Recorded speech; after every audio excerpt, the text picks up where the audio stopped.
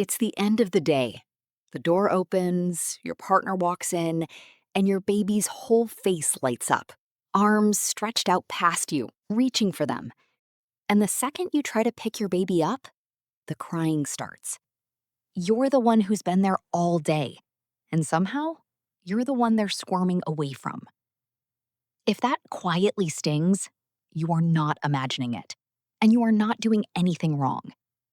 But here's the truth, and it's almost the exact opposite of what it feels like. A baby's favorite has almost nothing to do with love. It's a sign of something remarkable happening inside their mind. And stay with me, because the parent a baby pushes away is very often the one they trust the most. I'll show you exactly why. By the end of this video, you'll be able to translate what your baby is actually saying.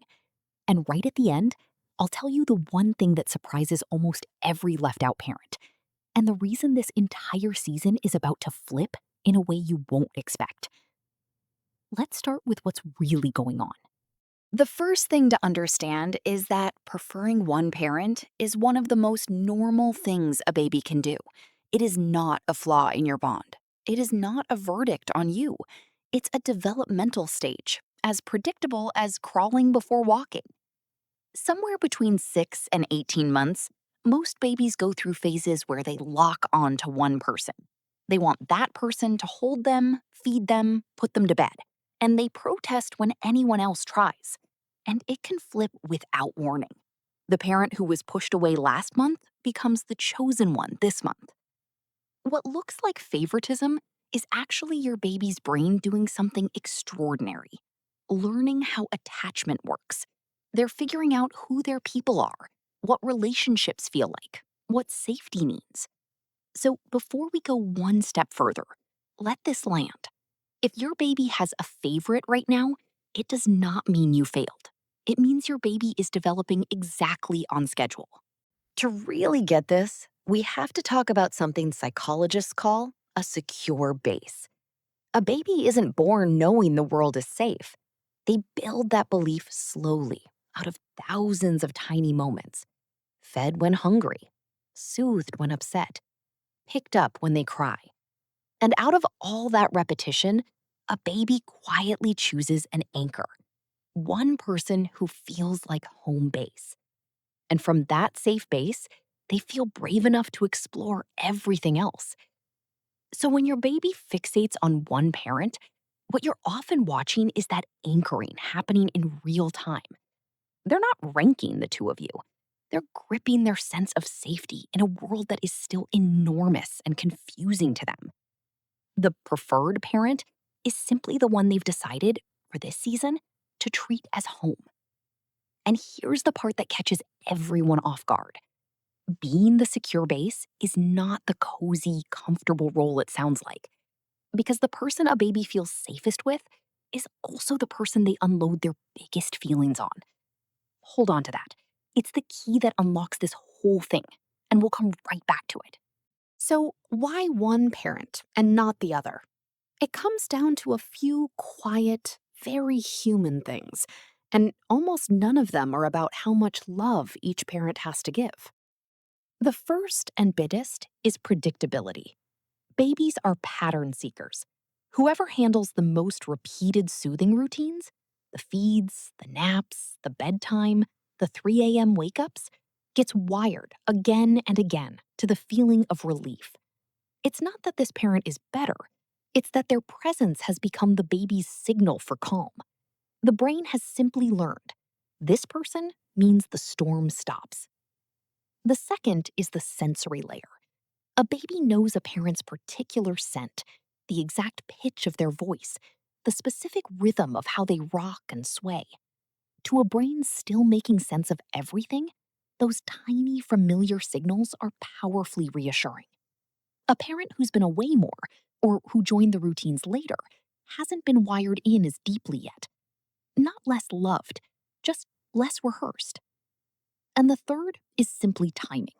A baby deep in separation anxiety will cling to whoever is most constant in that exact window. Change the schedule, and the preference can quietly slide to the other parent, which tells you something important.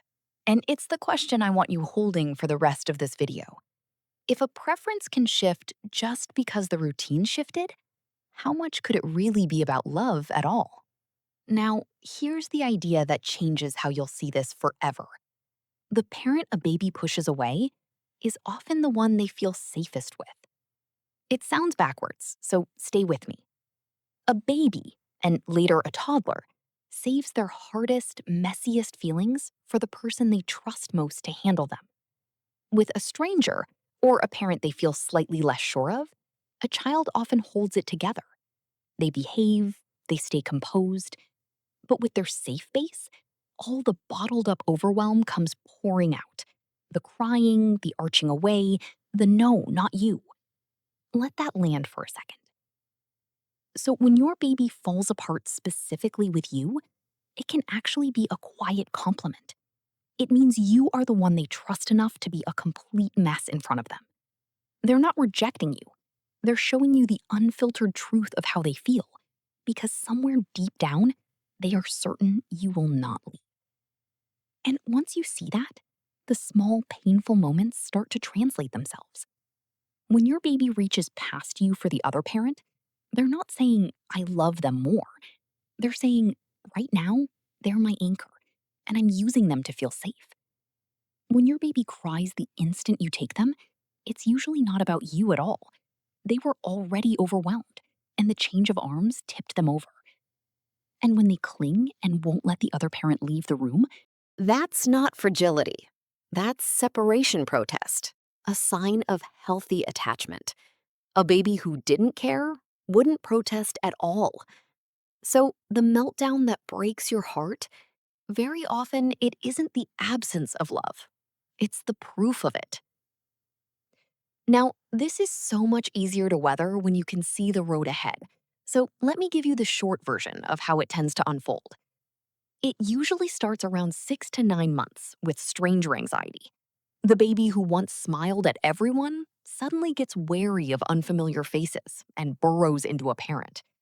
That's not a step back, it's a leap forward. Their brain has just learned to tell my people from not my people. Then, somewhere between 10 and 18 months, separation anxiety peaks. This is when the clinging and the strong preferences are usually at their loudest. It feels intense because it is, but it's also proof that attachment is fully switched on. And it almost always softens as language grows, because a toddler who can understand mommy's coming back doesn't have to panic the way a baby does. The intensity you're living in right now has an expiration date. If you're the one on the outside of this right now, I want to talk to you directly because it's one of the lonelier feelings in early parenting, and there are real, gentle things that genuinely help. First, and most important, don't withdraw. When you feel rejected, the instinct is to pull back and let the preferred parent handle it, but that quietly widens the gap. Babies bond through repetition, so the way in is simply to keep showing up, calm and warm and unbothered, even when they protest. Your steadiness is the lesson. Over time, it teaches them. This one is safe too. Second, claim the low stress moments, not the high stress ones. Stepping in at the peak of a meltdown almost always backfires. So take the easy, happy routines instead. Bath time, a favorite game, the relaxed part of the morning. Let the bond grow in calm moments, and it'll be strong enough to hold the hard ones later. And third, follow your baby's lead instead of forcing it. Get down on the floor at their level. Let them come to you. Don't take the rejection personally in the moment, because pressure only makes a baby cling harder to their anchor. Easy, no strings presence is what slowly draws them in. You are not behind. You're laying track your child will run on for the rest. And if you're the chosen one right now, this is exhausting in its own way. Touched out, never able to hand the baby off, carrying every single wake up.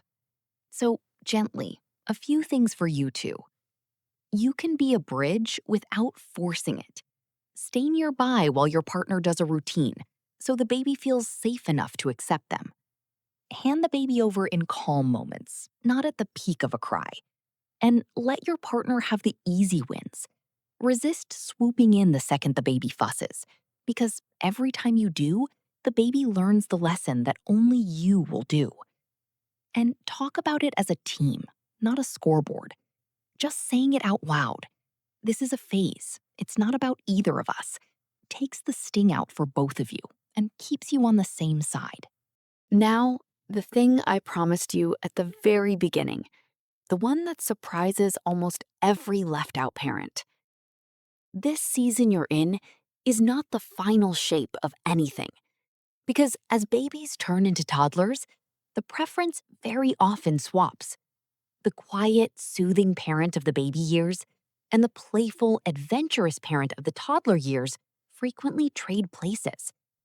The parent on the outside today is so often the favorite a year from now, the one associated with fun and silliness and the exciting parts of being alive.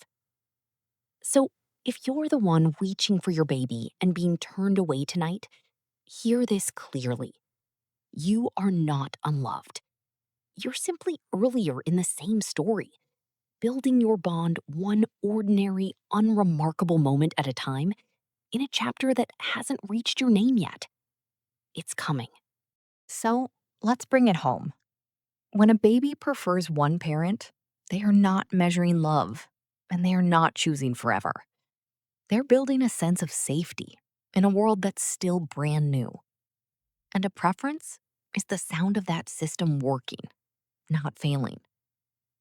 The parent they reach for is their anchor, for now. The parent they fall apart with is often the one they trust most. And the parent on the outside isn't unloved. They're just earlier in the same story. None of it is a verdict. All of it is a phase. So the next time your baby reaches past you or melts down only for you, try to hear what they're really saying underneath it. I'm still learning who is safe, and I'm so glad you're one of them. If this gave you a little peace about something that's been weighing on you, you'll feel right at home here. This is The Quiet Garden, where I share one gentle truth about raising calm, secure children every week. Subscribe so the next one finds you. And tell me in the comments, right now, are you the chosen parent or the one waiting your turn? Just the word, chosen or waiting. I read every single one. Take a breath. You're doing better than you think.